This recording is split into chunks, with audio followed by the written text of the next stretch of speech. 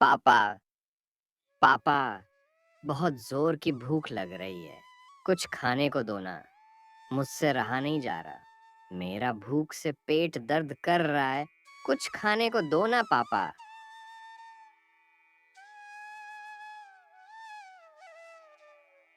बेटा, मैं तुझे खाना कहां से खिलाऊं? हमारा तो एक भी दिया नहीं बिका। हमारे घर में तो आटा भी खत्म हो गया। मुझे माफ कर दे बेटा, मैं तुझे कुछ भी नहीं खिला पाऊंगा। अगर भगवान की कृपा रही तो शायद कल हमारे कुछ दिए बिक जाए। अब तो हमारी जिंदगी भगवान भरोसे ही है। लोग तो हमारे दिए खरीदना ही नहीं चाहते।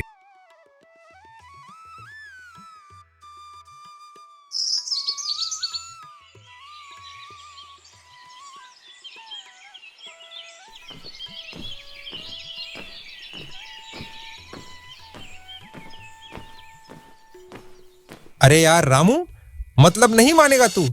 तुझे ये बात अच्छे से पता है कि तेरे इन टूटे फूटे पुराने जमाने के दियों को कोई भी नहीं खरीदेगा, लेकिन रोज सुबह मुंह उठाकर चला आता है और यहाँ पर अपनी दुकान लगा लेता है। लोग तो मेरी एस्थेटिक लाइट्स को ही खरीदेंगे। नया जमाना है यार, समझने की कोशिश कर। अपनी दुकान को हटा ले यहां से। तुम्हें आखिर तकलीफ क्या है?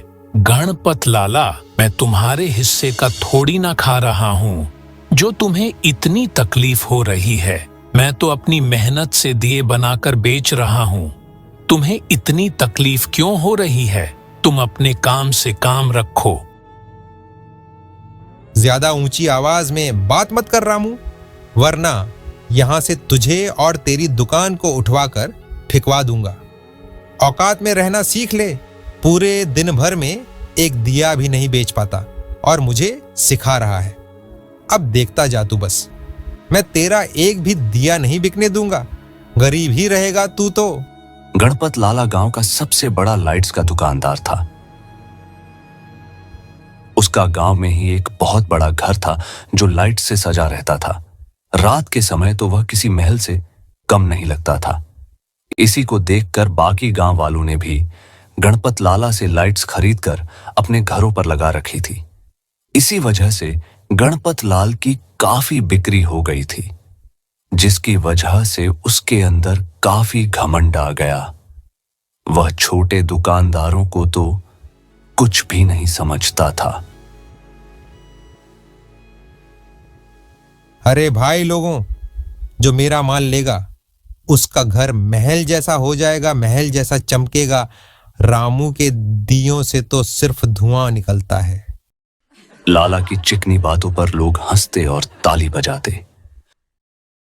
रामू के बनाए सैकड़ों दिए, जिन्हें मोहन ने खुद अपने हाथों से रंगा था, बाजार में पड़े रहते कोई उनकी ओर देखता तक नहीं। उस रात झोपड़ी में सिर्फ अंधेरा था।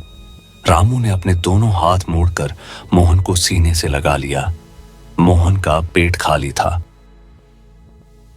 बाबा, लाला जी कहते हैं कि बिजली की रोशनी ज्यादा अच्छी होती है।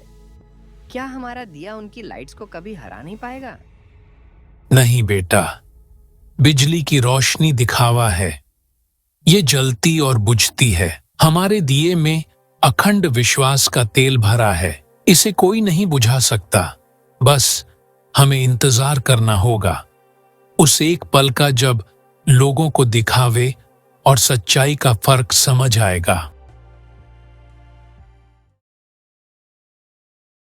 उसी रात गणपत लाला अपने 12 साल के बेटे सुरेश के साथ छत पर था।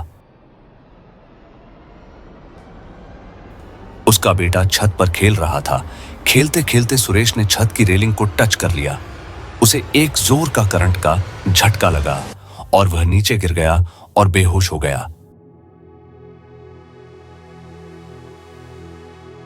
गणपत लाला तुरंत भागकर अपने बेटे के पास गया और उसे हॉस्पिटल लेकर गया। वहां डॉक्टर ने गणपत लाला से कहा, घबराइए मत, आपके बेटे की कंडीशन अभी बिल्कुल ठीक है, लेकिन बहुत जोर की करंट के झटके लगे हैं। बुरा ना मानो तो आप ऐसी लाइट से बच्चों को दूर ही रखिए और हो सके तो ऐसी लो क्वालिटी की लाइट्स को अपने घर पर मत लगाइए, क्योंकि इससे आपके बच्चों को ही खतरा है। आज इसे करंट का झटका लगा है, हो सकता है कल किसी और को लग जाए। आज तो भगवान की कृपा थी जो सिर्फ झटका लगकर आपका बच्चा बच गया। भगवान ना करें कुछ गलत हो जाए तो। ठीक है, लेकिन तुम यह बात किसी को भी मत बताना। लेकिन क्यों? मैं बता दूंगा तो सभी लोग सचेत हो जाएंगे और किसी के भी परिवार में ऐसी दुर्घटना नहीं होगी। आखिर बताने में क्या बुराई है? अगर लोगों को ऐसे घटिया माल के बारे में जानकारी मिलेगी तो वह भी सावधान रहेंगे। तू अपने काम से काम रख, ज्यादा होशियार बनने की कोई जरूरत नहीं है।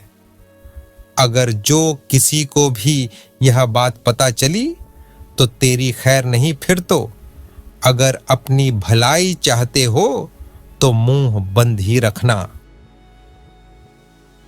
गणपत लाला के अंदर का घमंड और लालच अभी भी खत्म होने का नाम नहीं ले रहा था। उसके बेटे के साथ हादसा होने के बाद भी उसकी अक्ल ठिकाने नहीं आई थी। उसने अब भी अपना घटिया क्वालिटी का माल बेचना जारी रखा।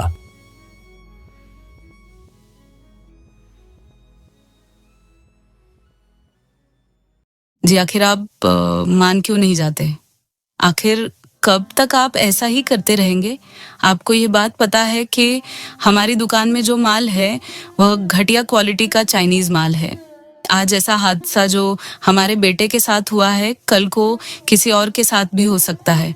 और अगर ऐसा हुआ तो लोगों का आपके ऊपर से भरोसा ही उठ जाएगा।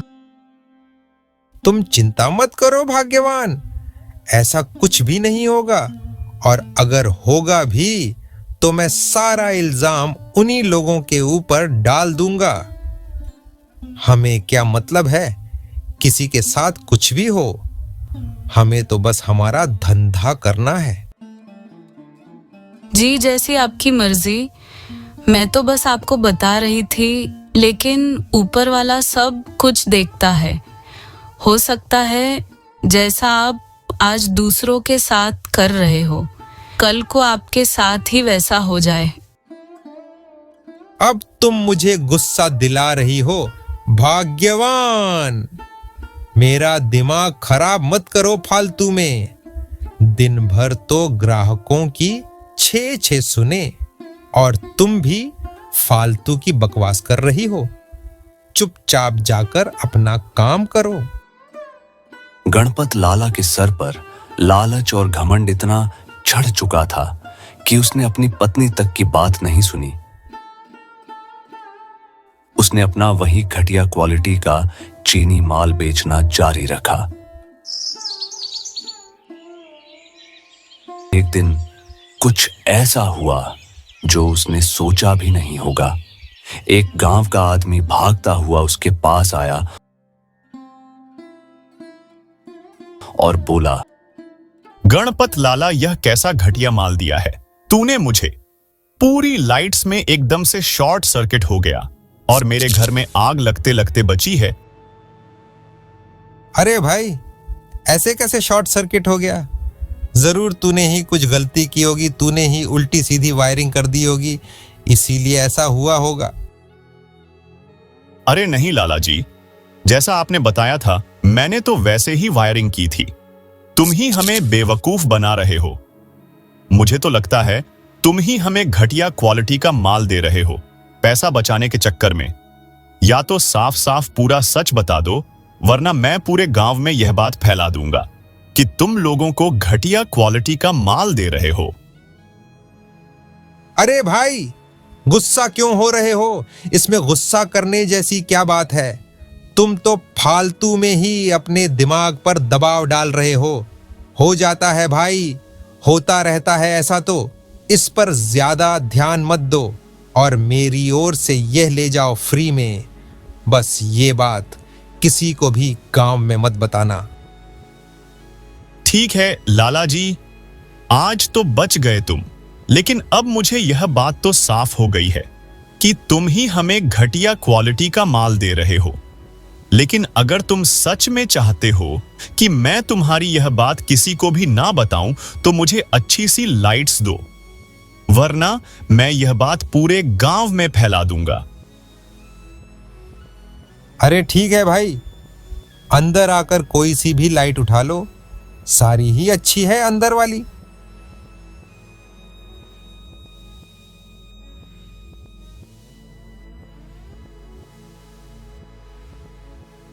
वह आदमी अपनी मनपसंद लाइट्स लेकर दुकान से चला गया। उसके जाते ही मानो लाला के तो जान में जान आई, वरना आज उसने तो सोच ही लिया था कि यह आदमी तो उसे बर्बाद करके ही छोड़ेगा। आज तो मरते मरते बचा हूं। मुझे तो लगा आज ही खेल खत्म हो जाएगा मेरा तो, लेकिन बच गया। पर अगर ऐसा ही होता रहा तो मैं तो बर्बाद हो जाऊंगा। मुझे ऐसे लोगों से बचने के लिए भी कुछ तो करना ही पड़ेगा।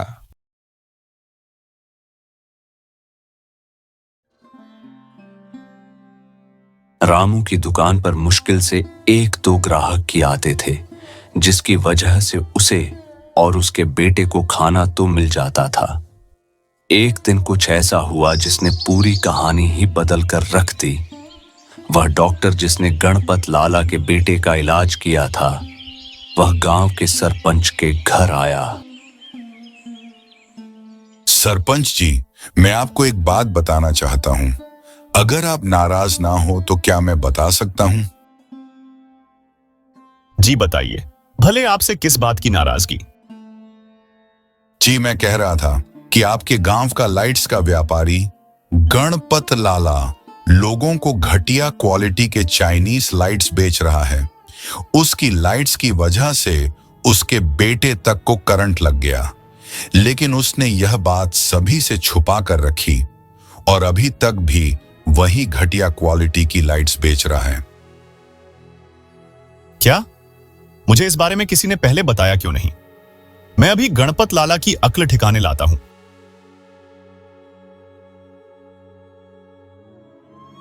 गांव का सरपंच पुलिस वालों के साथ गणपत लाला के घर गया। नकली और घटिया लाइट्स बेचने के जुर्म में पुलिस वाले उसे पकड़कर जेल में ले गए। देखते ही देखते यह बात पूरे गांव में आग की तरफ फैल गई और अब लोगों को दियों की कीमत पता चल गई। देखते ही देखते रामू की दुकान में काफी ज्यादा भीड़ लगना शुरू हो गई, जिसकी वजह से रामू की जिंदगी में खुशियां आना शुरू हो गई। और इसी के साथ यह कहानी यहीं पर खत्म हो जाती है। आप लोगों को मेरी ओर से हैप्पी दिवाली। आप लोग इस दिवाली में क्या जलाएंगे, लाइट्स या दीपक, कमेंट करके जरूर बताना और मुझे भी हैप्पी दिवाली बोलते जाना। लाइक और सब्सक्राइब करना मत भूलना।